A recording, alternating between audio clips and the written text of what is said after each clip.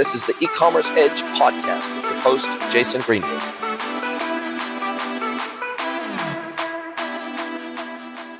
Hello, everybody, and welcome to another episode of the podcast. I have another incredible guest to welcome to you today. But before I do, I would love to recommend that you go and follow us and share our content on whatever your platform of choice is for podcasts and videos. We're across all audio podcast channels and YouTube and Rumble. So we appreciate you. We thank you for sharing. We've got a back catalog of over 450 episodes of the podcast now, so we appreciate you sharing it far and wide. However, without further ado, it is my pleasure to welcome Larry Rubin from SwipeIt.com. Welcome, Larry. Thank you for having us. Happy to be here. My pleasure to host you today. And you were saying that you're near Boston, and you said that yesterday, I think it was around 20 degrees. So definitely winter well and truly setting in where you are. Yes, with that 20-degree weather, though, also comes the holiday season. So as a gift card guy, if I have to deal with cold weather to get to Christmas and Hanukkah, I'll deal with it. Absolutely, absolutely. And gift cards this time of the year are, I think for many people, especially adults, they are the gift option of choice. When you don't know what to get and when the person is hard to buy for, gift cards are definitely the way to go. But before we get into that and we get into what you do and how you do it, tell us how you got into this space, because you've been doing this for a hell of a long time. So well before digital gifting was really like mainstream and everybody did it, and they had their gift cards available in their physical stores plus available online, and Amazon became like one of the premier gift card providers in the space. So you were ahead of the curve, to say the least. So what made you think this is going to become a thing and I need to be part of it? Yeah, Swipe It just celebrated our 25th year in business last year. And yeah, it's how did we get here? When we first started the company, we had to explain what we were selling. So when we first went into a restaurant, we said, yeah, we want to get you set up with gift cards. They would look at us like, what are you talking about? Maybe we need to go to the CVS because we were talking about a Hallmark card, a greeting card. And we're like, no, a gift card. And then we had to go back. The paper gift certificate, the big guy. Now they went to plastic. And so before you could even sell them on Swipe It, I had to sell them on the concept on, what do you mean? We've been using paper gifts forever. It works great. It's fine. So we were introducing this gift card to small to mid-sized merchants because the bigger guys had started the trend. And that's what helped us. So we would go in and we say, yeah, you saw the commercials for Home Depot. They have that new plastic gift card instead of paper. And then a big changing part was McDonald's got into the game. And I don't know if you remember this, but McDonald's, they came in, they didn't even call it a gift card. They call it the Arch card. And they were promoting it. And what that allowed, so now it was like, hey, you don't have to be a white tablecloth fancy place to have a gift card. You could be a quick serve. You could be a burger joint. You could be a taco stand and have gift cards. Home Depot was promoting it. Then McDonald's was promoting it. And that really helped. But that's not even how we got into gift cards. When we actually started 25 years ago, or 26 years ago, I was just a hungry college kid at UMass Amherst, and this guy was walking around to the local fraternities, and he was saying, hey, I have this new thing. It's called an off-campus meal plan, and I have this card, and you get this card, and then you could eat at these 8 restaurants. And we're like, wow, that's pretty cool, because back then, the cafeteria food wasn't that great. Now, this is a great opportunity. Now, for me, I was in a fraternity, so I'd already given all my money we had the chef who would come in and put together a meal twice a day at the fraternity house. But we had some other friends that had taken advantage of this program. And that was my junior year. And then my senior year, this guy was walking around again, and more people had taken advantage of this program. And I talked to one of my friends, a fraternity brother, and we were like, what if we brought this concept to Boston? So we graduated. I got rejected from a lot of companies who did not want to hire me. And while that was happening, we were talking about trying to start an off-campus meal plan in Boston. We have 1 million plus college kids. So if it's going to work up at UMass where there's 30,000 kids, I would think Boston would be a great market where we have millions. So luckily enough, we found a company that built the software. And then we went out to Boston College, it's in Boston, but it's outside of Boston. So it's by itself. So you could go to Boston College, which is a smaller school, and contract 8 to 10 restaurants, and we could be in business. So that's what we did. We found the technology partner. We pounded the pavement around the Boston College, We signed up a bunch of restaurants. He said, we'll try it. And then we purchased a list of the home addresses of the college kids and sent out brochures, and we were in business. And so we started doing that. So that's where we got our expertise. So we had one gift card that you could use at 10 restaurants. And then we went out to some other schools. We went out to the University of Maryland in College Park. We went out to East Carolina University in Greenville, North Carolina. We went up to Ithaca, New York for Ithaca College and Cornell University. And so we were doing this.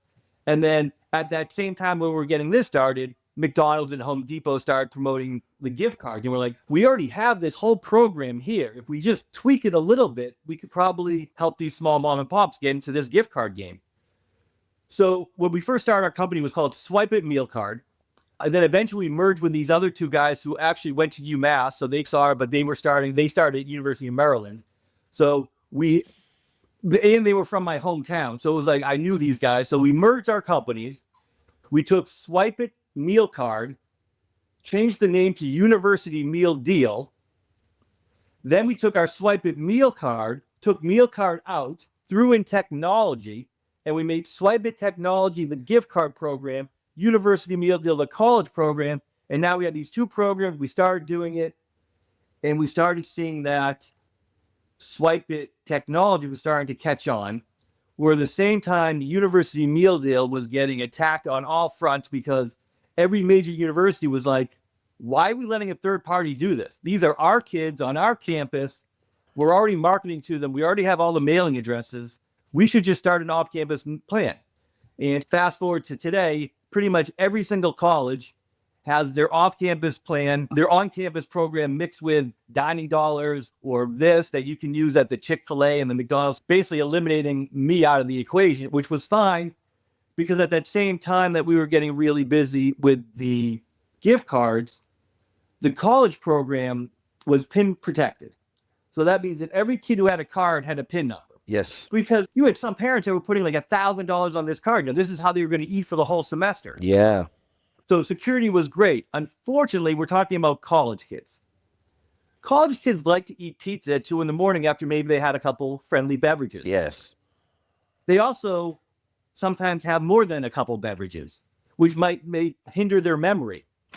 So we have called at 2 a.m. for these drunk kids trying to get pizza, but they forgot their PIN number. Oh, dear. So the customer service was very high. Yes. And then you also had what do college kids have no money? So they're going to use this meal plan down to the last penny. So there's not like there's any unredeemed funds or anything. So it's high volume, low balances, a lot of customer support.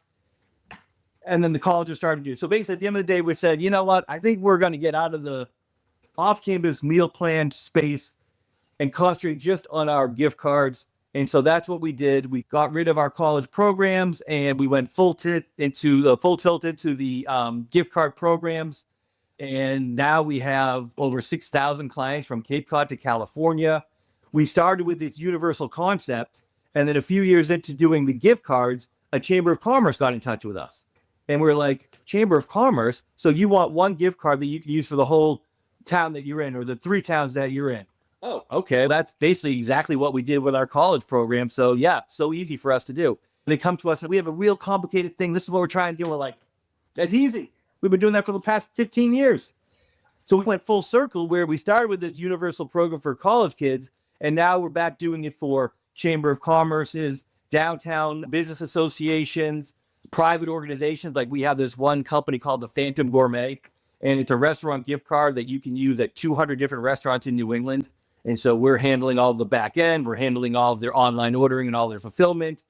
So yeah, so we've seen it all. And now 26 years later, I can really say gift card guru because we really have seen everything. We've done everything. And now we're just here to see how can we help the small guys that no one cares about. And that's kind of full circle history of Swipe It. It's a pretty exciting story, and I love the fact that you were eating your own dog food at first, and it was, look, let's take this idea that was on a very small scale, let's blow it up, let's turn it into a big scale. But in the beginning, it's probably hard to think back to exactly what your mindset at the time was. I'm sure it was just like, hey, cool, this seems like a pretty cool business opportunity. Don't know whether it'll turn into anything. Don't know whether it'll blow up. Don't know whether it'll turn into anything big.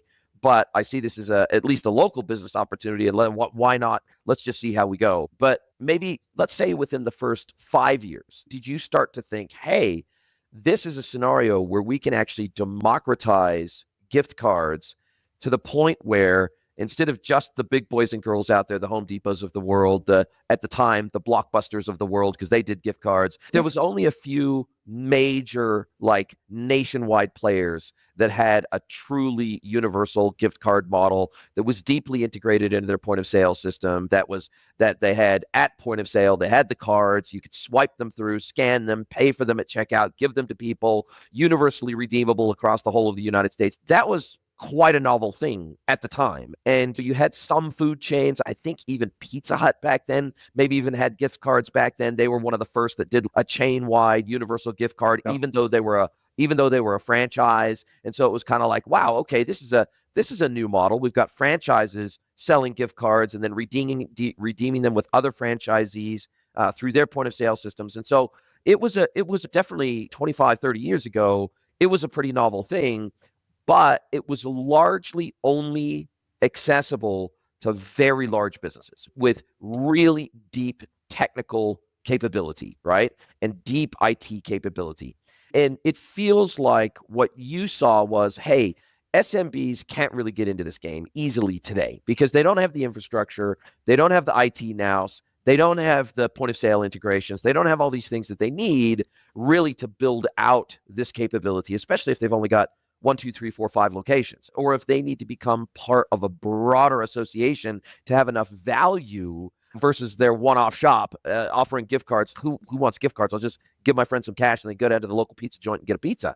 And so it feels like at some point you must have had the thought, we need to democratize this. And the only way to do that is to create infrastructure that's flexible, that's scalable, and anybody can adopt into their business easily. Was that kind of how the concept evolved in the beginning? Because we came from the college program, and with the college program, we saw that it was a lot easier to work with the mom and pops than the large franchises. When we went into the University of Maryland and we got the sub shop and the bagel place, and it was easy, and we would just say, I don't mean to jump off camera. We would say, here's a machine, plug it in, and now you're on our program. There was no integrations. And then we approached Chipotle, and it was like, okay, we do things this way. So to work with us, and we're not going to give you a commission. And so it was just a lot harder. And you're going to talk to the local manager who has to talk to the district manager, who has to talk to this manager, who has to get approval here to get a corporate. And so Chipotle, which was a corporate, that was how that went. And then with the franchise, say like a Subway, it was still okay. So now I'm going to talk to the local franchisee, but now he has to do some research to make sure that he's even allowed to do something like this because he doesn't really know. Again, he's just a franchisee. So the ease of setting up the mom and pops over the larger corporations we saw from the college program. At the same time, we also saw that, like you had mentioned, only the big guys were doing the gift cards because no one was even offering it to these people. So basically, we were like, okay, we have the software. If we tweak the software a little bit, it'll work. We're already talking with these places. So the first places that we went after was the guys that we already had machines in that had our college program. So it was almost like, hey, would you also run your own gift card program with our college program? And the crazy thing is, we still have a few places from 26 years ago that started with our college program that we're still running their gift cards. So there's a place in Ithaca, New York, Ithaca Bakery, College Town Bagels. It's like the staple. If you talk to anyone who went to Cornell or Ithaca College, you say College Town Bagels, they'll be like, love it, eat there all the time. So that guy, 26 years later, is still using Swipe It gift cards. There's no college program. He's just using Swipe It gift cards. And then this guy, Chico's. And here's the other thing. The two people that we're dealing with at both places are still the original guys that we've dealt with 25 years ago, when I might have even had hair in my head and I was running around Greenville, North Carolina, trying to market to college kids. I'd go to this place, Chico's, and Mike was there. And to this day, if I call Chico's, Mike will answer and he'll be like, what do you need? It's crazy in terms of what we built, but also these relationships that we built over time that you don't get with the large corporations. These mom and pops, like people call us up and they say, I'm calling from account 127. We're like, no, you're not. Where are you calling from? Who are you? No, you're Jane from Jane's Pizza and Subs. You're not 1, 2, 3, 4. We don't even know what that means. I don't have a record of account numbers. I know what your gift card front looks like probably because I designed it or I've printed it and I've seen it. Or I just know your name, where you are, and where you're located because that's how we do our business. So yeah, we've seen a lot of crazy stuff. And yeah, today it's now where we had to give into the gift cards. Now it's part of that checklist when you open up a business. I need to get my POS. I need to get my credit card processed. I need to make gift cards. If I'm a restaurant, I need to make sure I have my online reservations. I have to make sure I have my online ordering. So before, where it was just an option, now gift cards are really a necessity. And at that, if I'm a popular local joint, then people are going to likely want to buy a gift card online through these shops. At what point did you realize that this online thing, that this was not just a fad, this is a trend and it's here to stay, and we better adapt because a lot of our customers are saying, hey, that's great that we do these physical gift cards and we've got this custom terminal and we're integrated in with your network where we're keeping track of the balances and all that sort of stuff. So we don't got to build that infrastructure. Awesome. But we now need to be able to do this digitally as well. And at what point did you guys go, geez, do we really need to also build out all this online infrastructure to go along with the physical infrastructure? Yeah. So we got in early on being like, hey, not everyone wants to get in their car and drive to your location to buy a gift card. Also, that person will drive 15 minutes, like a gym. Like I'll go 15 minutes to go to the gym. I'll drive 15 minutes to buy a gift card. So that's great. Now, that means you're only capturing people right here. But what about my brother who lives in New Jersey and he knows it's my birthday coming up? How is he supposed to get me a gift to my favorite restaurant?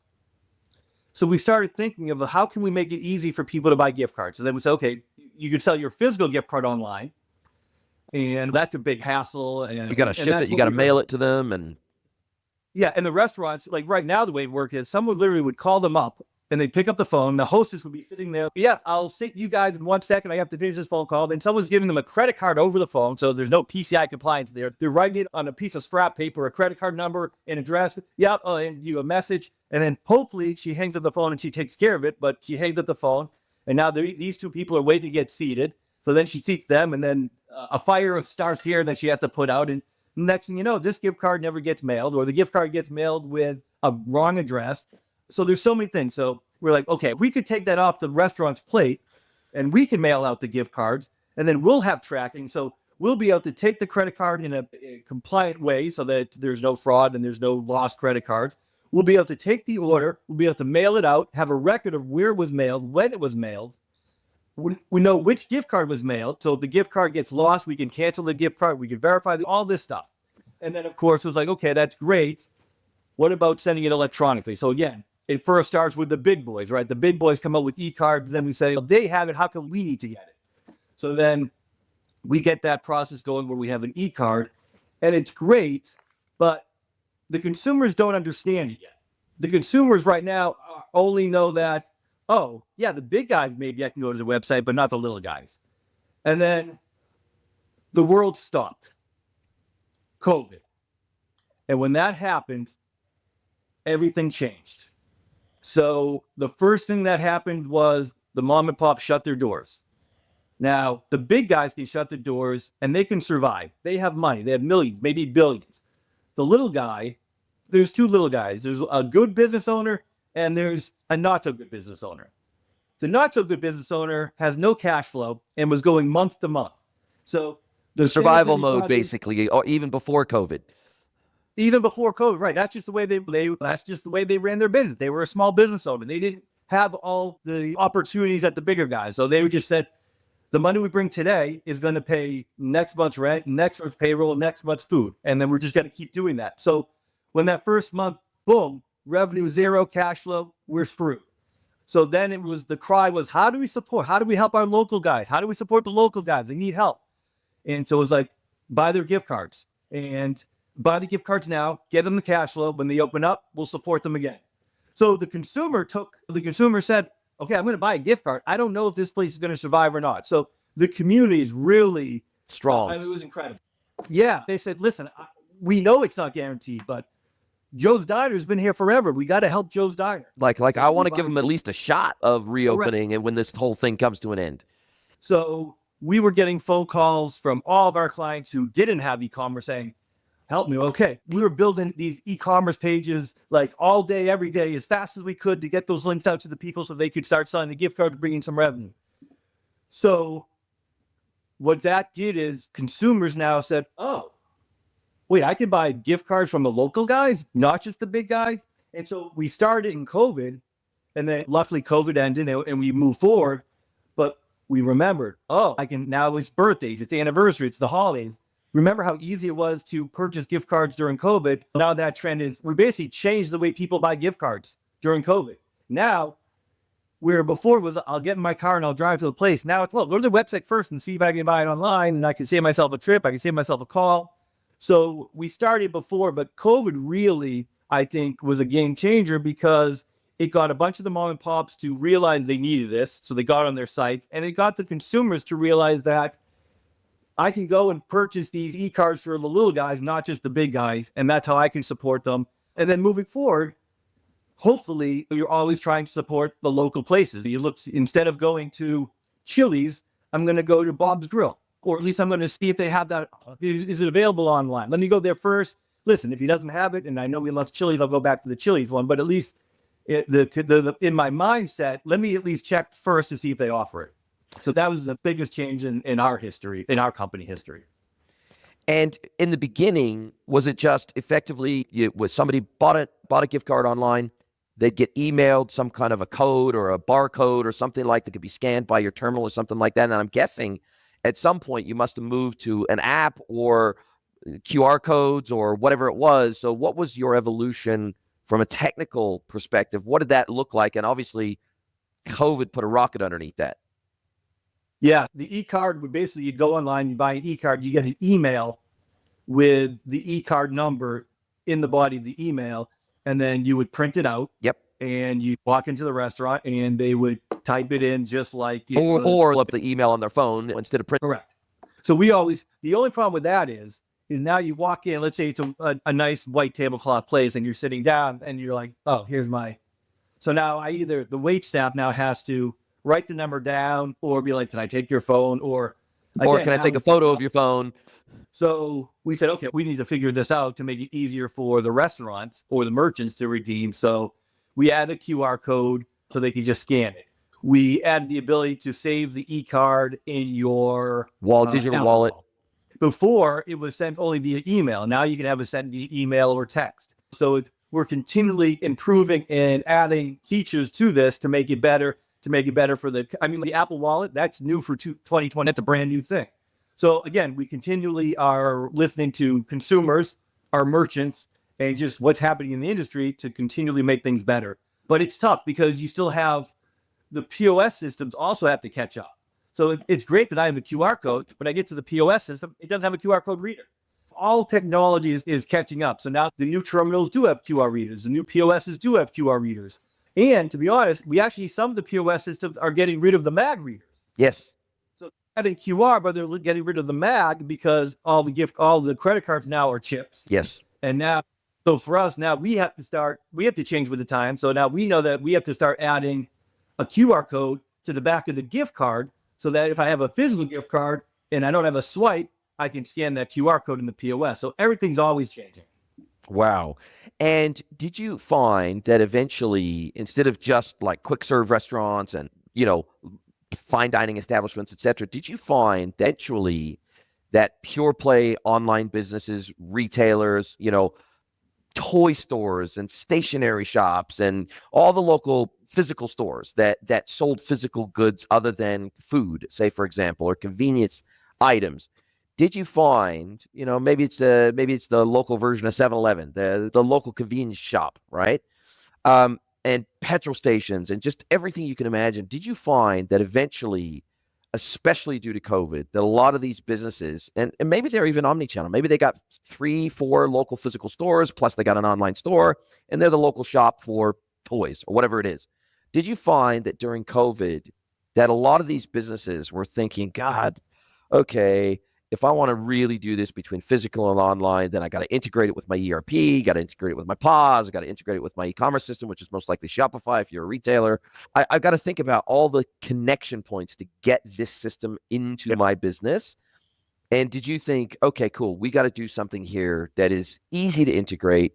Maybe we also have a Shopify app, for example. We gotta make this so stupidly easy for small local businesses that this is not a heavy lift. This has got to be easy for them to onboard into their business. And was that something that at some point you said, hey, we can branch well outside of food, beverage, entertainment? We can get into real physical goods stores here. Yeah, for us, we work with every industry you can imagine. So if they need, we basically, do you have customers? Okay, we can work with you. You have something to sell? We can work with you. And it's interesting because it's very few times that you live during a time where a new industry starts. And so we've been part of that, where you had the cannabis and dispensaries open up. And okay, so this is a new industry that needs gift cards. And so we jumped on that industry, saying, sure, you need gift cards, we can help you. And that gets a little bit more complicated because they have all these regulations, and it's a regulated industry. Yeah. New POS systems popping up. But again, we saw an opportunity where we could just say, here's a machine, boom, buy a gift card, you're all set. We don't care what you're selling, it's a way to do it. So yeah, so we're seeing different industries that we'll jump into. And then we're seeing a lot of Shopify has e-card for the online. Yes. But it's attached to a store that also has a brick and mortar. So they have a gift card for brick and mortar. So my brick and mortar, I can't use online. My online, I can't use my brick and mortar. The customer is like, I don't know what I have. I just got this as a gift and I just want to make a purchase. Can I use it? Can I not use it? So we went out and did an integration with Shopify so that we could bridge the brick and mortar with the online. So one of our good success stories, a case study would be, again, not a place that we normally go after because we go after mom and pops. But if someone comes to you and say, hey, we need you, we'll say, okay. So Sierra Nevada, which is $1 billion, probably the largest and first of the brewing company, the craft brewers in the US, they came to us through their POS company and they said, hey, we need a solution. We have 2 breweries. So we have a restaurant POS at the breweries. Then at each brewery, we have a gift shop. We have a different POS at the gift shop. Then we use Shopify for online, and we sell a lot of hats and T-shirts and mugs and all basically that. merch. Everyone loves Sierra Nevada merch. So we need one card that can be used to buy the Sierra Nevada merch, but then also be used to buy a pint at the brewery and maybe a sweatshirt at the gift shop. Additionally, we have 600 employees that we also would like to put together an employee reward program, also using the plastic cards. Can you do that? And we're like, oh, yeah, we can do that. So basically, we integrated into Shopify. We integrated into the POS at the restaurant. We added 2 standalone terminals at the gift shop. And now if you buy a gift card, a physical gift card from the Sierra Nevada website, someone in my office in Massachusetts mails that out to you. And if you get that physical card, you can then go into the brewery and buy it. Or you can sit down at your desk and log on to sierranevada.com and go onto Shopify and put the gift card number in and buy it there. And so we basically did what they needed to do, which was get this one program for both. And now that's something that we're offering to smaller places than Sierra Nevada.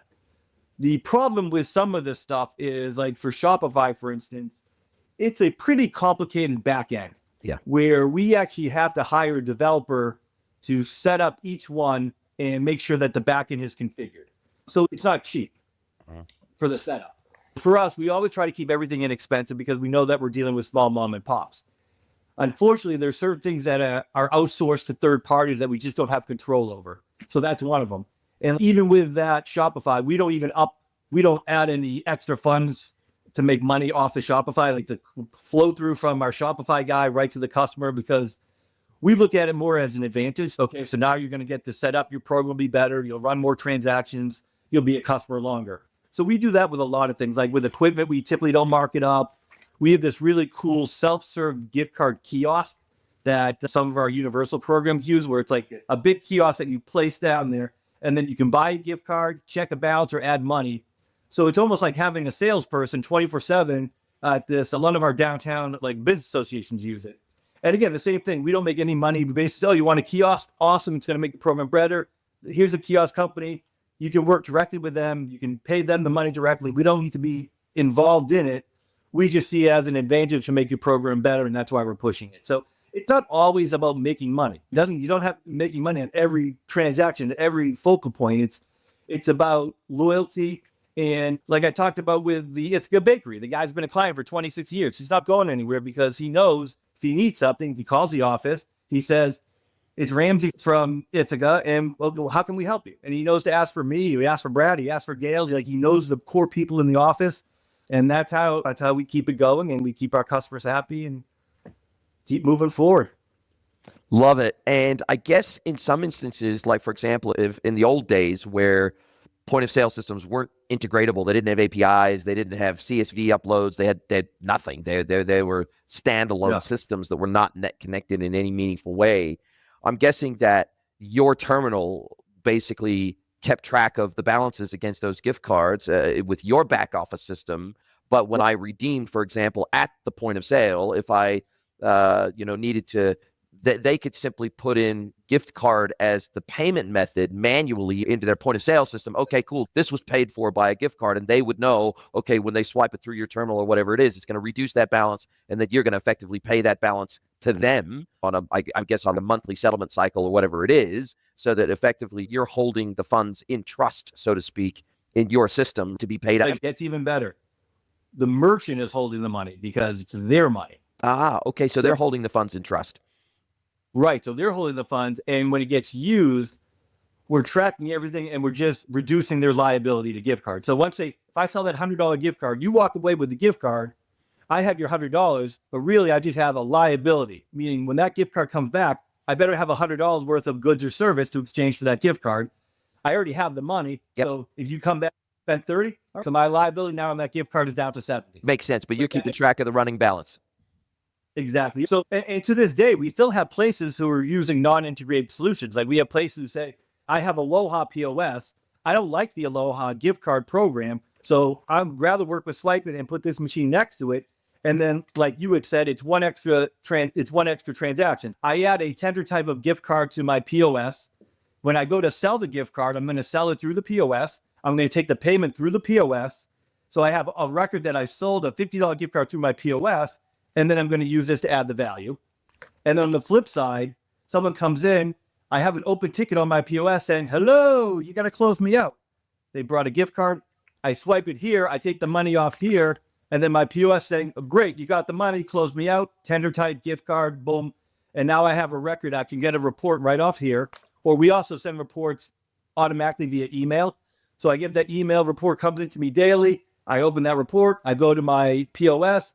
And it matches up. It's that simple. I can do my reconciliation from there, which is great. And that's only if it's non-integrated. If it's integrated, then I'm swiping the gift card right through the POS, and the POS is called right into Swipe It, and everything's real time right on the POS. And you effectively become an app within the POS system, or you're integrating via API with their system. Exactly. In near real time. Yeah. And then if they don't, they'll say, okay, I don't want to integrate into my POS. I don't want to buy a standalone terminal. What else do you have? Mobile? You have a free app. Mobile app. Exactly. So you got a phone, you have a tablet.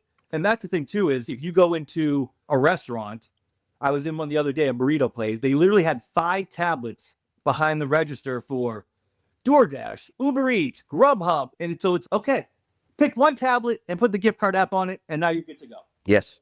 So there's a lot of opportunity because they already have the technology in there. And then nowadays, you also have the POSs where back in the day when you had Micros and Pawsy and Aloha, there's a 40,000 piece of equipment. Now it's like, I have a POS. I'll put the software on it for Toast. Oh, I don't like that. I'll change to Lightspeed. Oh, I don't like that. I'll change to Go tablet. Like now, as long as I have the tablet, I can just go and switch out to any POS to my liking. So it's a lot easier to move around. Then they're all web-based now. All the POS systems are a lot of them are web-based now, which is makes everybody's life a lot easier because it makes migration between systems a hell of a lot easier, which is amazing. Yep. And how do you guys make your money? Is it transaction fee based? Is it total balance managed based? Like what is your model for how you charge your customers for your services? Yeah, so we have one upfront cost. That would be the cost of the cards, the actual physical production of plastic cards. So we design them for free, unlimited revisions. We want them custom front and back. We have a lot of competitors out there, gift card companies that are run by the credit card companies, They'll do it's just the crap. It's like a generic front. They print your name on it. The back, it doesn't even have your address on it. They don't care. The way we look at it is this is your gift card. You would never give someone a generic business card, so you certainly shouldn't give a generic gift card. You should hand this gift card and be like, this looks awesome. Look at this. This is the front of my building. This is my most popular entree. Like, there's things that go into it. Or, hey, maybe Coca-Cola, I have a really good relationship with the bottling company. Maybe if I take a picture of my paddock with the Coca-Cola, they'll give me some money and I can offset it. So maybe I could do some sponsorships on it. So there's so many things that you can do. So the only upfront cost would be the physical cards. Then we build the software and we have a small monthly fee based on locations. And the monthly fee covers all of your reporting, 24/7 support, and then ongoing consulting. Like, our job here is to help you sell more gift cards. Our job here is to make sure that your customers have the best gift card experience. Our job here is to make sure that your employees know how to run the gift cards. So that's all included there. So we have a small monthly fee. And then we do have a small transaction fee when you put money on or you take money off a card. Checking a bounce is always free. So we have about 6,000 clients across the country. Our average monthly bill out is $19. So it's very affordable. Now, on top of that, if they want to say, okay, that's for selling the gift cards in store or in their location. If they want to sell the gift cards online, then we take a percentage of the gift card sale because we have the postage, we have the 3% credit card processing fee, and then we have the mailing supplies, an envelope, the labor. Someone buys a gift card, we have to grab that gift card. We type out a custom message. We type out the custom address label. We add the postage. We deliver to the post office. We guarantee all orders against fraud online. So for all of that, we're taking percentage, but we're giving you, so let's just say, to use round numbers, let's say we took 8%. Someone bought a $100 gift card. So we would send $92, 92% to the merchant via next day funding. So the merchant still gets the unredeemed.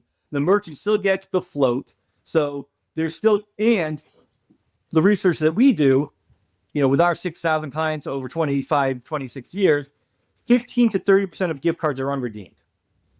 So then we go back and say, okay, you should be selling as many gift cards as you can, as long as it's costing you less than 15%. So if I charge you 8%, or if I charge you 10%, it still makes money because your unredeemed is higher than that.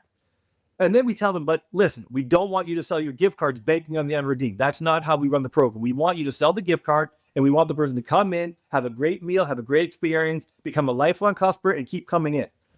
The gift card is not just a way to generate revenue. The gift card is a marketing tool. The gift card is a foot traffic tool. You're driving traffic in. Like, I love Joe's Pizza, so I go to Joe's Pizza all the time. And then it's your birthday's coming up. I'm going to get you a Joe's Pizza because I love it. I give it to you. You go in. Holy crap, Joe's Pizza is great. So I just introduced you to this new location using a gift card. So now I'm introducing new customers on the gift cards. So sometimes the merchant says, they only look at it is, how can I sell this and how can I make money? When it's no, how can I use this gift card to make my business better? This guy just came in and had a really bad experience. Here's a gift card, try us again. This guy wants to buy $1,000 worth of gift cards. Okay, why don't you give him an extra $10 to say thank you? There's so many things that we can do. This employee just worked for 12 hours in a row because everyone called in. Give them a gift card, employee reward. So there's so many things that we can use these gift cards for, aside from just waiting for someone to buy it. And do you find that any of your merchants that you work with use your gift card system as a de facto loyalty program? And by that, okay, cool. Yeah, the face value of this gift card is $100, but we're going to charge you $90 for the gift card. You're going to get $100 worth of value, but you're effectively going to get a 10% discount by buying the gift card up front. We're going to charge you $90. You're going to get $100 worth of value. Effectively, that's your loyalty program. Are you finding that this is something that they use it in weird and wonderful ways that maybe you didn't necessarily envisage it being used? So if you went to swipeit.com right now, there's probably 300 or 400 different online specials right now, obviously, as we're approaching the holidays and Christmas. And that's what they're doing. So we do two things online. We do a bonus. So buy a $100 gift card and earn a $10 e-card bonus. I like that because you're getting the first one, and then hopefully we're getting a second visit into the restaurant or the merchant with that. Or I give the $100 gift card to my brother. I keep the $10 gift card for myself, or a $10 gift card I sent to the mailman. So now I'm being frugal and I'm taking advantage of it. So that's the bonus. I like that. And then, like you said, you also have the discount where yeah, we're doing a 10% discount off all gift cards. So if you buy a $100 gift card, we're only going to charge you 90, but you got $100. So we're seeing a lot of that now. And we're seeing that both online and in store. So a lot of times in store, they'll actually print up like a $10 bonus card. And so when someone comes in, they got they buy this card and then they hand them the bonus card. So now they can do this kind of like we talked about earlier, where trying to brick and mortar and online, because people, if I see it there, I want it there. If I see it there, I want it there. And we hear that from the restaurant. We're like, if I do it online, I got to do it in store, because I'm going to have this one guy who shows up and said, I saw her, I got an email, I need it. And vice versa. I send an email blast and they said, gift card special in store only. I'm going to have 4 people go online, buy a gift card, and then yell at me because I didn't get the bonus. So yeah, we try to marry those together, the online and the offline. And yeah, it's like that's what they're doing. At this time of the year, Joe's Pizza is now competing against Anna's Taqueria and Subway. And I'm now competing for gift card dollars, because that's what people are buying now. So if I could incentivize it with a special or a discount, maybe they'll buy my gift card over that gift card. And listen, I still know that 15 to 30% are not going to be redeemed. But I also know that if it does get redeemed, the other good stat is 90% of the people who use a gift card spend above the value. Yeah, of course. You feel like you have to, because you're like, I want to get 100% of the value of the gift card. And so very rarely is there something on the menu that is exactly the amount of the gift card. So I'm going to have to spend a little bit more to make sure I redeem 100% of the value. Or you have the people who are like, they view it as like the first few dollars is free. So get another appetizer, get a better bottle of wine. We get that extra money. We were going to spend this much anyway. And now we have this extra $100. So yeah, we're getting dessert tonight. Certainly we are. Yeah. So yeah, I think it changes your spending habits once you have that free money with the gift card. And do you find that any of your, do you have any pure play online merchants that don't have physical stores and they just want you to run their online program for them? Most of them have a brick and mortar, because that's like a lot of our marketing is geared towards that. And then we find out, we set them up and we'll be on their website. You have Shopify. You can do both.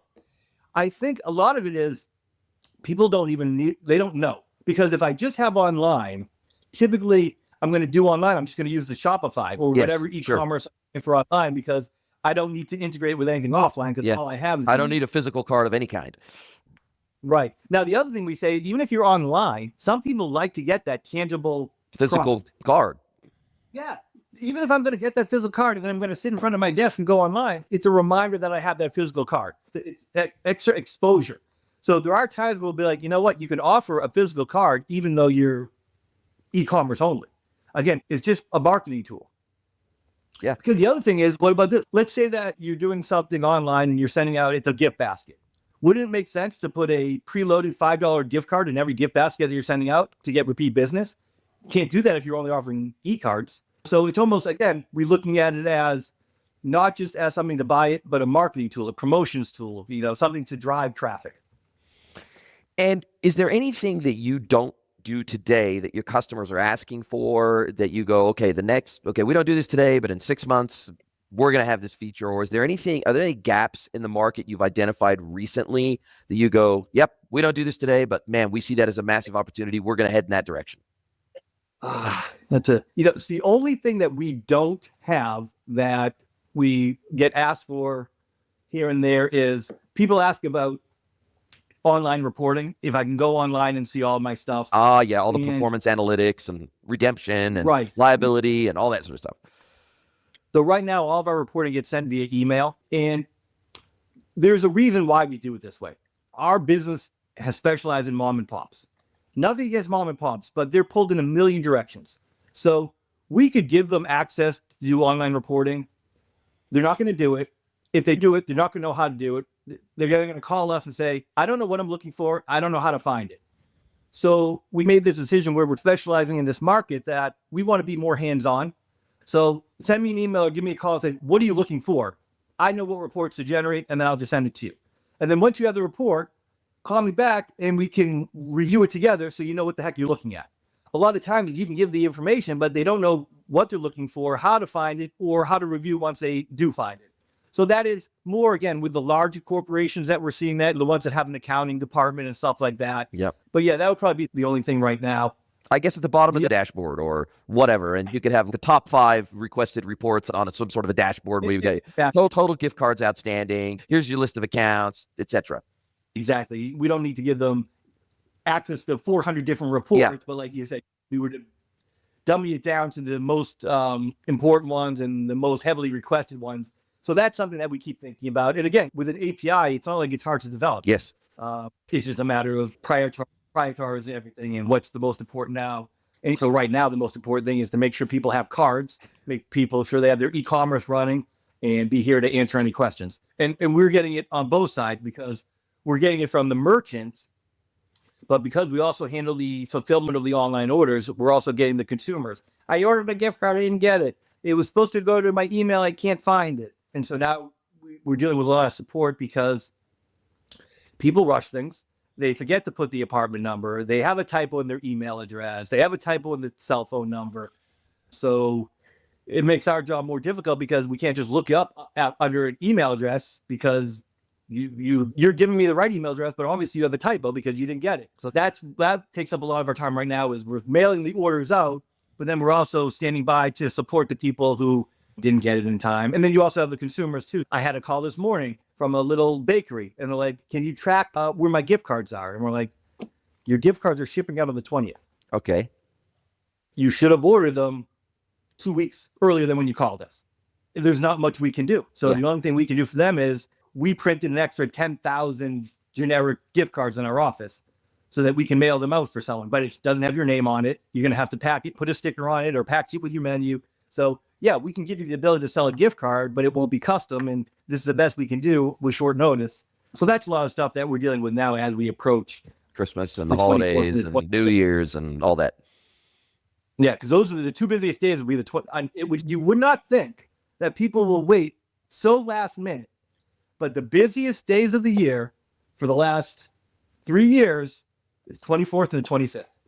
That does not surprise me at all. As a tried and true, dyed-in-the-wool, red-blooded male who leaves things literally to the last day, I can fully appreciate that. So I can appreciate the need for gift cards, no question about it. Now, listen, this has been a fantastic conversation. You sound like a really cool business. Sounds like you got a really cool technology. Sounds like you really cater for SMBs that really need democratized access to technologies that historically the big boys and girls have had, but yet you're still staying true to your roots. You're working with customers, some of them you've had for 25, 26 years. That's a testament to the kind of service that you give. Now, what I'll do is I'll put your LinkedIn link in the show notes. I'll put the swipeit.com link in the show notes. It's pretty easy, swipeit.com. But other than that, how do you like people to get a hold of you? If they want to chat about all things gift cards and they're in the US and they want to talk about how does this whole thing work? How can we get started? How can we engage with you? How do you like people to get a hold of you and have a yarn? Since COVID, I've been working remote, which means I can't go anywhere in my house without walking by the office. That means I'm checking my email about 5,000 times a day. So Larry at swipeit.com is certainly the best way to get in touch with me. And then from there, we can set up a Zoom or a call or just go back and forth with email and basically see how we can help you and we go from there. But definitely email. In this day and age, I feel like email is the easiest. Oh, for sure. No question about it. Well, listen, this has been a really good conversation. I really enjoyed it. I wish you every continued success with swipeit.com. Thank you for spending time with me today. I can't wait to speak to you again soon. Yeah, definitely. I would love to come back again in the future and talk again. This has been a lot of fun, and thank you for your time. Absolutely. Now, one of the things that I forgot to do when I was asking you about your contact details was I always like to give my guests the opportunity at the end of my question and answer with them. I always like to hand the microphone over to them, give them the opportunity to ask me one question, any question they like. It could be personal or professional. So, Mr. Larry Rubin, what is your question for me today? My question would be, how did you get started into doing this? Because you do a great job. Oh, thank you very much. Podcasting, e-commerce, both? The podcasting. Yeah, look, you're wrong. But when I looked out there and I looked at all the top 10 e-commerce podcasts in the market, every single one of them, without exception, was focused on two things. They were focused on digital marketing and they were focused on merchant stories. None of them were focused on the operational and technical aspects of e-commerce. And I thought, that's my whole gig. I'm a solution architect. I'm a consultant. I have run and built agencies, and most of my career has been heavily focused on the operational and technical side of e-commerce. And I thought, man, there's got to be content out there for people like me with those interests. And I just couldn't find it. And I thought, well, if nobody's going to produce that content, well, might as well be me. I'll put my hand up and I'll do it. The second thing is, It was really difficult to get conversations with peers in my industry back in. Now it's a little more common now with a lot of online communities, et cetera. It's easier now to connect up with your peers. But back then in 2016, there was just not a lot of ability to connect with peers in my industry for meaningful conversations. And if I slid into their DMs on LinkedIn and said, hey, look, let's book 15 minutes to chew the fat and talk about our industry, 9 times out of 10, it would be a no, because people would think you're trying to sell them something. And it was like, no, I'm not trying to sell you something. I'm just trying to have a conversation, form a connection, learn some new things. We share some ideas, and we go on about our day. With a podcast, especially once you get over 100, 200, 300 episodes, people start to take you seriously. They go, okay, this guy's serious. He's not just a fly-by-nighter. Okay, cool. I look at his LinkedIn profile. Cool. He's been doing this for 24 years. Cool. He's serious, and he's not trying to sell me something. And there's a quid pro quo. There's an advantage to being on the podcast, because I can expose my business, my brand, etc. And so it became a hell of a lot easier once I got a little bit of traction with the podcast. Now, when I slide into someone's DMs and say, hey, would you like to come on the podcast and talk about XYZ, because you clearly have this experience in the industry, 99% of the time, people will say yes instead of no. And so it allowed me to have discussions and make connections in my industry that I couldn't make any other way. So those are two of the big things. I didn't see any content that was really focused at people like me, and it was an opportunity to form relationships that I couldn't form any other way. You're doing a great job. Thank you very much. Listen, I really appreciate it. Look forward to speaking to you again soon, my friend. Are you a B2B or D2C e-commerce merchant? Then head over to greenwoodconsulting.net to learn how we can help you scale your business.